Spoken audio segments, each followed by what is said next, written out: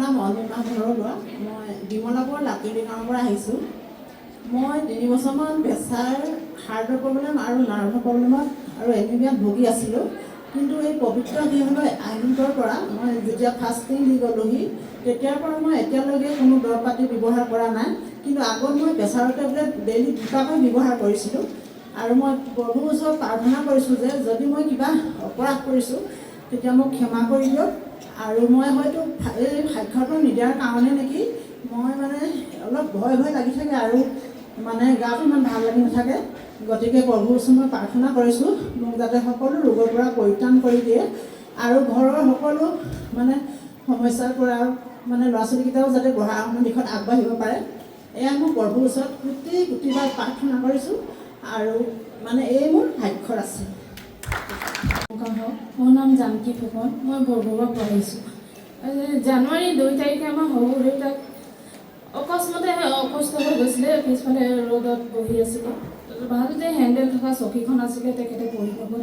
তথাপিকে আমি গ'লোঁ। তাৰপিছত ঈশ্বৰৰ তেল পানী লগাই দিলোঁ আৰু কিহেৰে বজিম প্ৰাৰ্থনা গীতটো মোবাইলতে লগাই দিলোঁ। তেখেতে 20 মিনিটৰ পাছতে সুস্থ হৈ গ'ল।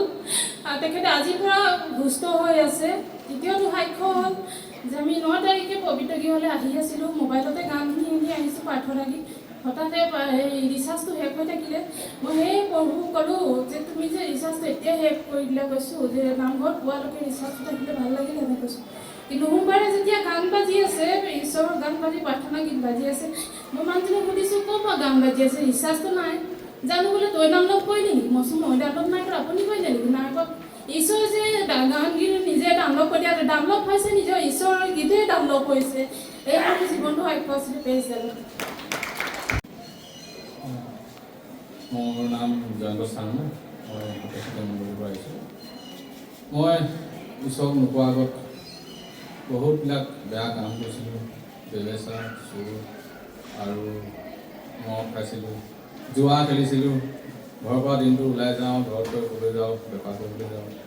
তেতিয়া মই দিনটো বহি জুৱা খেলি থাকোঁ। ঘৰত যেতিয়া পইচা হাৰি মেলি পৰে, আমাৰ ঘৰত কাজিয়া হয়। মই ভাইজাক ঘূৰিয়াইছিলোঁ, চৰিয়াইছিলোঁ। সেই বিষয়ত আজিও তেওঁ মোক কৈ থাকে, তই মোক মাৰিছিলি, মোৰ এবিধ আজিও আছে। আৰু লগৰ সমনীয়াকৰ লগত মই কাজিয়া জাগা লাগিছিলোঁ। সেইখিনি যাতে পাপ অপৰাধ মোক ক্ষমা কৰি দিয়ে। আৰু মই এই গামোচাৰ আশীৰ্বাদ এটা পাইছিলোঁ। দীপেন দাই মই সেই কাম কৰি থাকোঁতে মোক এই যিকেইটা ঘৰ বনাইছে তাত দুটা ৰাখি আছিলোঁ। তেতিয়া দীপেন দাই কৈছে এই গামোচাখনি মই বনাই দিছে, তো আশীৰ্বাদ কৰক দে, আশীৰ্বাদ কৰক। তেতিয়া মই প্ৰভু প্ৰাৰ্থনা কৰিছিলোঁ মোক যে এখন বাহন তুমি যুগুত কৰি দিয়া, মই ঈশ্বৰৰ গৃহলৈ আহিব পাৰোঁ কৰিবলৈ। আৰু আমাৰ মণ্ডলীত ডাকাতীসকল বহুত আছিলে, আমি যাবলৈ অলপ অসুবিধা হয়। চাইকেল মাৰি আমি প্ৰাৰ্থনা কৰিবলৈ গৈছিলোঁ এবছৰ দিন। প্ৰাৰ্থনা কৰি আজি আমি বিকন্দাই সেই গামোচা লগাই দিওঁতে আমি আশীৰ্বাদটো পালোঁ।